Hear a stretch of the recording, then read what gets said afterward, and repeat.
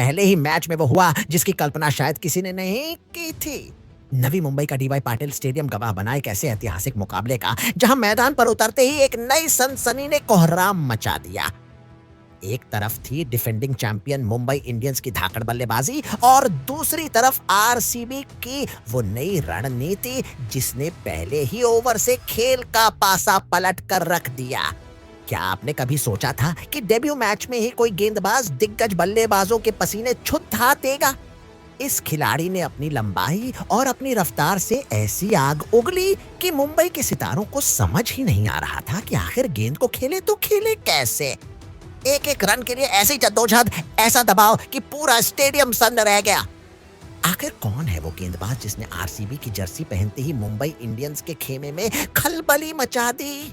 क्या ये आरसीबी के नए युग की शुरुआत है? नमस्ते, बने रहिए हमारे साथ क्योंकि आज की कहानी में सस्पेंस और रफ्तार का ऐसा तड़का लगा है जिसे देखकर आपके भी होश उड़ जाएंगे। भाई लोग, यकीन मानिए आज नवी मुंबई के मैदान पर गेंदबाजी नहीं बल्कि आतंक देखने को मिला है। टी20 क्रिकेट में जहां बल्लेबाज चौके छक्कों की बारिश करते हैं, वहां इस गेंदबाज ने मुंबई इंडियंस की धज्जियां उड़ा कर रख दी। आप यकीन नहीं करेंगे, इस खिलाड़ी ने अपने स्पेल की शुरुआत ही मैडन ओवर से की।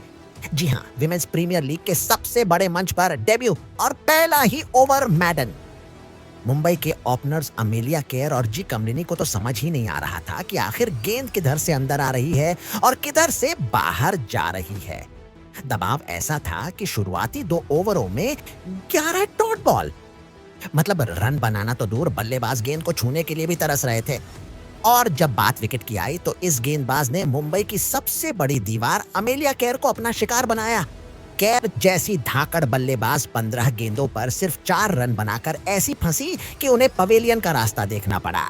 पूरे 4 ओवर के स्पेल में सिर्फ 14 रन और 19 डॉट बॉल्स। ये आंकड़े नहीं बल्कि मुंबई इंडियंस के जख्मों की दास्तां है। आखिर कौन है ये लॉरेन बेल जिसने आरसीबी की किस्मत पलटने का जिम्मा उठा लिया है?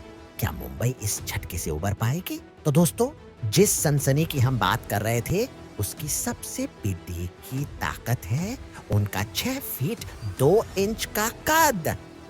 जी हाँ, हम बात कर रहे हैं इंग्लैंड की द शार्ड यानी लॉरेन बेल की। जब इतनी ऊंचाई से गेंद हार्ड लेंथ पर गिरती है तो बल्लेबाजों के पास कोई जवाब नहीं होता। कल मुंबई के डीवाई पाटिल स्टेडियम में भी यही हुआ। उस एक्स्ट्रा बाउंस ने मुंबई के बल्लेबाजों के दिमाग के साथ ऐसा खेला कि उन्हें समझ ही नहीं आया कि बैक फुट पर जाएं या फ्रंट फुट पर। आरसीबी की कप्तान स्मृति मंधाना का टॉस जीतकर पहले गेंदबाजी करने का फैसला मास्टर स्ट्रोक साबित हुआ। लॉरेन बेल ने आते ही जिस तरह से मुंबई की बल्लेबाजी को जकदे दा, उसने पूरे मैच का मोमेंटम ही बदल दिया।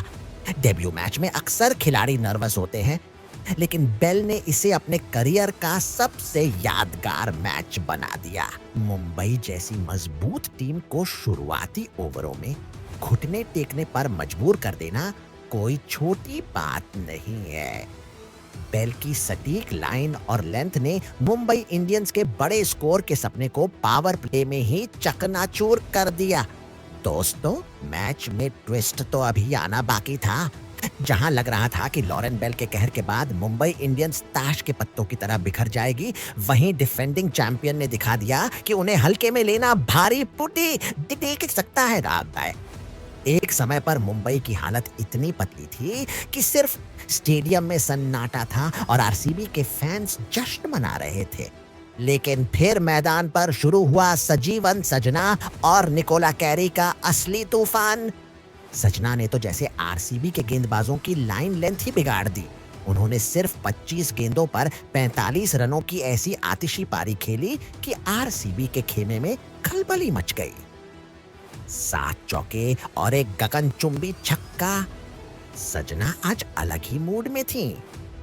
दूसरी तरफ से निकोला कैरी ने भी बखूबी साथ निभाया और 29 गेंदों पर सूझबूझ भरी 40 रनों की पारी खेली।